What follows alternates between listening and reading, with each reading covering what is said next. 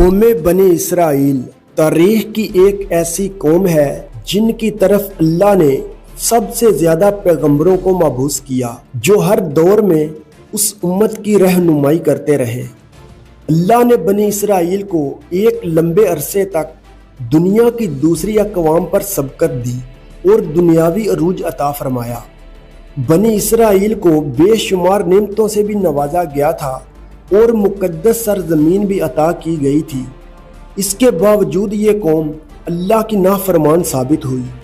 یہودیوں نے اپنی طرف بھیجے گئے بے شمار نبیوں کو قتل کیا اور اللہ کے حکم کی پامالی کی، اور ہر دور میں شرک میں مبتلا ہو گئے۔ یہ مجرم قوم جب عذاب میں مبتلا ہوتے تو اپنے پیغمبروں اور صالحین پر ایمان لا کر ان کی پیروی شروع کر دیتے، اور جیسے ہی ان پر سے عذاب ہٹا دیا جاتا تو وہ دوبارہ حق کے منکر بن جاتے اور اپنے وعدے سے پھر جایا کرتے تھے۔ قرآن مجید میں بنی اسرائیل کی سرکشی اور نافرمانی کے متعلق بہت سارے واقعات کا ذکر ہے، جن میں ایک قابل ذکر واقعہ سامری جادوگر کا واقعہ ہے، جس نے بنی اسرائیل کو بہکا کر انہیں ایک بچڑے کی پوجا میں لگا دیا تھا۔ روایتوں کے مطابق سامری کا اصل نام موسیٰ ابن ظفر تھا۔ سامری جب پیدا ہوا اس سال فرعون نے تمام اسرائیلی بچوں کو قتل کرنے کا حکم جاری کیا تھا۔ جب سامری کی ماں کو یہ خطرہ محسوس ہوا کہ فرعون کے سپاہی اس بچے کو قتل کر دیں گے، تو اس نے اپنے بچے کو دور جنگل میں ایک غار کے اندر چھپا دیا اور غار کا منہ پتھروں سے بند کر دیا۔ ادھر اللہ نے اپنے فرشتے جبرائیل امین کو اس بچے کی حفاظت اور غذا دینے کے کام پر مامور کیا، لہذا جبرائیل علیہ السلام اس غار میں آتے اور اپنی انگلی اس بچے کو چٹا دیتے، جس سے دودھ اور شہد جاری ہو جاتا۔ اس طرح جبرائیل علیہ السلام نے اللہ کے حکم سے اس کو اپنی انگلی سے دودھ پلا کر پالا، اور اسی غار میں وہ پل کر بڑا ہو گیا۔ اس کا نام بھی موسیٰ تھا، اور حضرت موسیٰ علیہ السلام کا نام بھی موسیٰ تھا۔ ایک طرف موسیٰ سامری کو جبرائیل علیہ السلام نے پالا تھا، تو دوسری طرف حضرت موسیٰ علیہ السلام کی پرورش فرعون کے گھر میں ہوئی تھی۔ مگر اللہ کی یہ قدرت ہوئی کہ فرعون کے گھر پرورش پانے والے موسیٰ علیہ السلام اللہ کے رسول ہوئے، اور جبرائیل علیہ السلام کا پالا ہوا موسیٰ سامری کافر بن گیا۔ دراصل جب اللہ رب العزت نے بنی اسرائیل کو فرعون کی غلامی سے نجات دلائی اور فرعون کو اس کے لشکر سمیت دریائے نیل میں غرق کر دیا، تو یہ قوم حضرت موسیٰ علیہ السلام کے ساتھ وادی سینا میں ہجرت کر گئی۔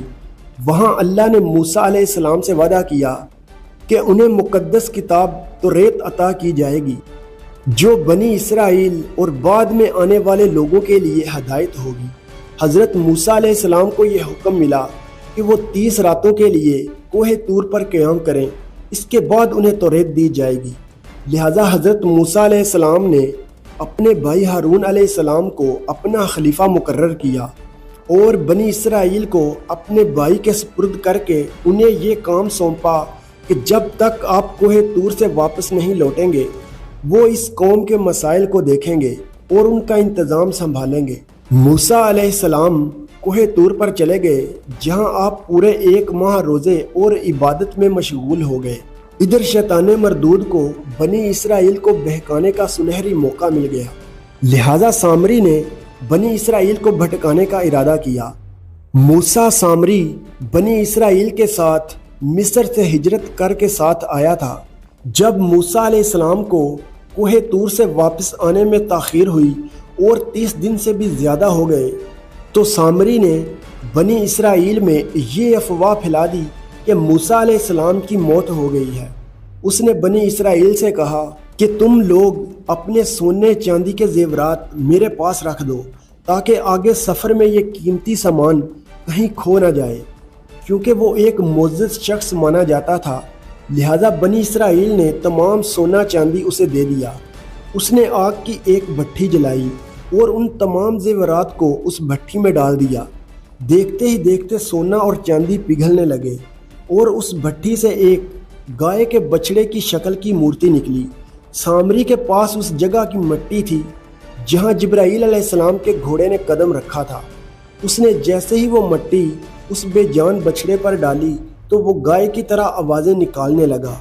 سامری نے بنی اسرائیل سے کہا، موسیٰ تو اپنے خدا کی تلاش میں طور پر گئے ہیں، جبکہ خود خدا ہمارے پاس تشریف لے آئے۔ اس نے بچھڑے کی طرف اشارہ کرتے ہوئے کہا کہ یہی خدا ہے۔ اس کی اس گمراہ کن تقریر سے بنی اسرائیل کو اس بچھڑے کے خدا ہونے پر یقین آ گیا۔ انہوں نے اس بچھڑے کی پوجا شروع کر دی اور اس کے آگے سجدہ کرنے لگے۔ 12,000 لوگوں کے سوا ساری قوم نے سونے کے اس بچھڑے کی عبادت شروع کر دی۔ ادھر کوہ طور پر مسلسل 40 دن روزہ اور نماز کے بعد موسیٰ علیہ السلام کو اللہ کا کلام ملا، جو 10 مقدس تختیوں پر تحریر تھا۔ جب آپ کوہ طور سے واپس آئے تو اپنی قوم میں ماحول کو تبدیل شدہ پایا اور ہر طرف سے کفر و شرک کی بو آ رہی تھی اور لوگ ایک بچھڑے کی پوجا میں مصروف تھے۔ یہ دیکھ کر حضرت موسیٰ علیہ السلام غضبناک ہو گئے اور آپ پر جلال طاری ہو گیا۔ آپ نے اپنے بھائی ہارون کو داڑھی سے پکڑ کر گھسیٹنا شروع کر دیا اور غصے میں کہا کہ میں نے تمہیں اس قوم کی ذمہ داری دی تھی، پھر یہ شرک کیسے ہو گیا؟ لوگ اس بچھڑے کی پوجا کیوں کر رہے ہیں؟ حضرت ہارون علیہ السلام نے کہا، اے میرے بھائی، مجھ پر ملامت نہ کرو۔ اس قوم نے میری بات نہ مانی اور مجھے کمزور کر دیا۔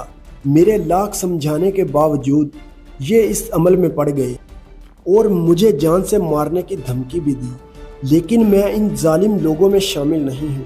لہٰذا موسیٰ علیہ السلام کا جلال جب کچھ کم ہوا تو آپ نے اللہ سے اپنے بھائی کی بخشش کی دعا فرمائی۔ بنی اسرائیل نے جب موسیٰ علیہ السلام کو دیکھا تو بہت شرمندہ ہوئے اور اپنے اس شرکیہ عمل پر ملامت کرنے لگے۔ موسیٰ علیہ السلام نے سامری سے پوچھا کہ تو نے اس قوم کو باطل معبود کے پیچھے کیوں لگا دیا؟ تو سامری نے کہا کہ میرے نفس نے مجھے اس کام کے لیے مجبور کیا تھا اور یہ میری فریب کاری تھی۔ موسیٰ علیہ السلام نے اس بچھڑے کو جلا کر راکھ کر دیا اور اس کے ٹکڑے ٹکڑے کر کے سمندر میں بہا دیا۔ روایتوں میں آتا ہے کہ موسیٰ علیہ السلام پر یہ حکم نازل ہوا کہ آپ 80 آدمیوں کو منتخب کر کے کوہ طور پر لے جائیں اور یہ سب لوگ بچھڑا پوجنے والوں کی طرف سے معذرت طلب کریں۔ یہ دعا مانگیں کہ بچھڑا پوجنے والوں کے گناہ معاف ہو جائیں۔ موسیٰ علیہ السلام نے چن چن کر اچھے اور صالح آدمیوں کو ساتھ لیا اور کوہ طور پر تشریف لے گئے۔ جب یہ لوگ وہاں معافی طلب کرنے لگے تو اللہ کی طرف سے آواز آئی کہ اے بنی اسرائیل، میں ہی خدا ہوں اور میرے سوا کوئی معبود نہیں۔ میں نے ہی تم لوگوں کو فرعون کے ظلم سے نجات دلا کر تم لوگوں کو بچایا ہے، لہذا تم لوگ فقط میری ہی عبادت کرو اور میرے سوا کسی کو مت پوجو۔ اللہ کا یہ کلام سن کر یہ 80 آدمی کہنے لگے کہ اے موسیٰ، ہم ہرگز آپ کی بات نہ مانیں گے جب تک ہم اللہ کو اپنے سامنے نہ دیکھ لیں۔ یہ 80 آدمی اپنی ضد پر قائم رہے کہ ہم کو اللہ کا دیدار کروائیں، ورنہ ہم ہرگز نہیں مانیں گے۔ موسیٰ علیہ السلام نے انہیں بہت سمجھایا، لیکن وہ اپنی بات پر ڈٹے رہے، یہاں تک کہ اللہ نے اپنے جلال کا اظہار کچھ اس طرح کیا کہ ایک فرشتہ بھیجا جس نے ایک خوفناک چیخ ماری جس سے ان لوگوں کے دل پھٹ گئے اور یہ لوگ مر گئے۔ حضرت موسیٰ علیہ السلام نے اللہ سے ان کے دوبارہ زندہ ہونے کی دعا مانگی تو یہ لوگ دوبارہ زندہ ہو گئے اور اللہ پر ایمان لے آئے۔ اللہ کے حکم سے حضرت موسیٰ علیہ السلام نے سامری کو بنی اسرائیل سے نکال دیا اور کسی کو بھی یہ حق نہ دیا کہ وہ اس سے رابطہ رکھے۔ بعض مفسرین نے لکھا کہ سامری کا جرم ثابت ہونے کے بعد موسیٰ علیہ السلام نے بد دعا کی اور اللہ نے اسے ایسی بیماری میں مبتلا کیا کہ جب تک وہ زندہ رہا کوئی اس کے قریب نہیں جاتا تھا اور اسی طرح وہ ذلت کی موت مر گیا۔